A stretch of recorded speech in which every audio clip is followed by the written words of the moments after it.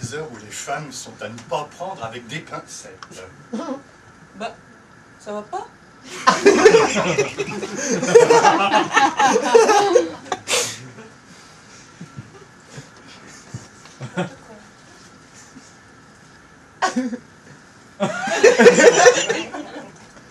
Je vais vous en donner, moi, de la pincette. Il y a des heures où les femmes sont à ne pas prendre avec des pincettes. Particularité qui échappe souvent aux amants des femmes mariées. Parce que ces heures-là, en fines mouches qu'elles sont, c'est au mari qu'elles en réservent la jouissance. Oh, le mari. Le précieux mari. Le personnage indispensable à la solidité des liaisons adultères. Le monsieur qui vous gêne, vous irrite, vous assomme, l'empêcheur de danser en rond, qui fait rater vos rendez-vous, se met dans vos jambes, vous barre le passage. Et avec ça, entretient chez l'amant le désir toujours frais de la femme, par cela qu'il le contrarie, et en modère les élans d'une main guidée par la prudence même.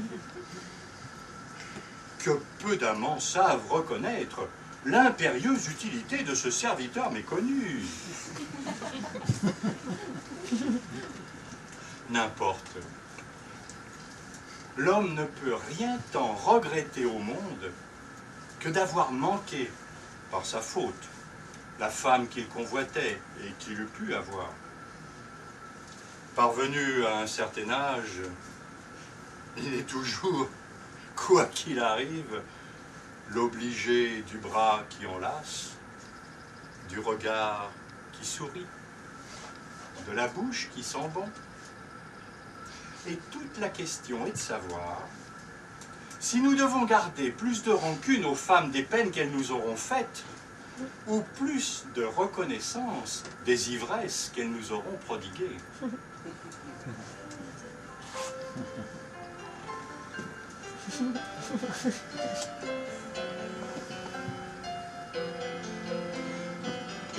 Ah, que l'amour est agréable. Ah, que l'amour est agréable, proclame une vieille chanson. Elle a raison. Il est agréable, en effet. Bien moins, d'ailleurs, pour ce qu'il donne que pour ce qu'on en espère. Oh, mais pourquoi donc, dans un groupe de femmes bavardant comme des perruches, la conversation cesse-t-elle dès qu'un monsieur s'approche? Une fois cependant, une dame disait un jour devant moi, parlant d'elle-même comme de la chose la plus naturelle au monde: « Je ne pense jamais, cela me fatigue. Ou si je pense, je ne pense à rien. » Comme dit Hugo, ceci est grand jusqu'au sublime. C'est à la même dame, d'ailleurs, que l'on doit ce pittoresque raccourci du paysage hivernal. L'hiver, les arbres sont en bois.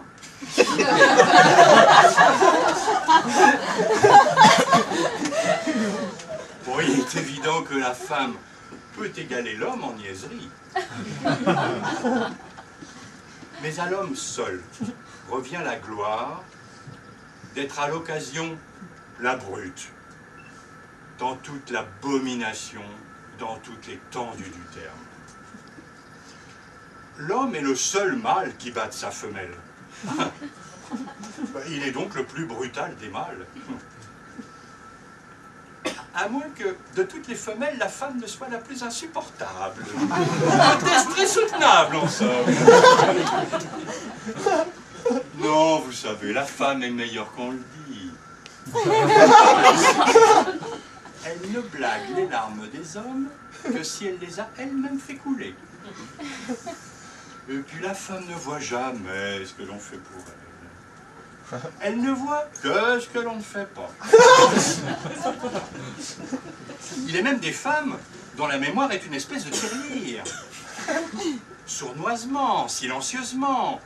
Elles y enfournent des tas de rancunes, des milliers de petits griefs, qui de cet instant y sommeillent pendant des mois et des années. Et qu'un beau matin, tout à coup, comme d'une tirelire véritable, elles extirpent et vous jettent au nez. Tu te rappelles quand tu m'as fait ci? Tu te rappelles quand tu m'as fait ça? Cependant que l'intéressé, qui ne se rappelle rien du tout, cherche vainement dans ses souvenirs, en roulant des yeux effarés, de chien qui ne peut pas faire caca. Oh! C'est les boulingrins déjà. Oh, ils sont en avance, les boules. Oh, ouais, je vous souhaite bon courage. Je vous laisse. Ah, auparavant, je livre à votre méditation cette dernière pensée. Il est évidemment bien dur de ne plus être aimé quand on aime.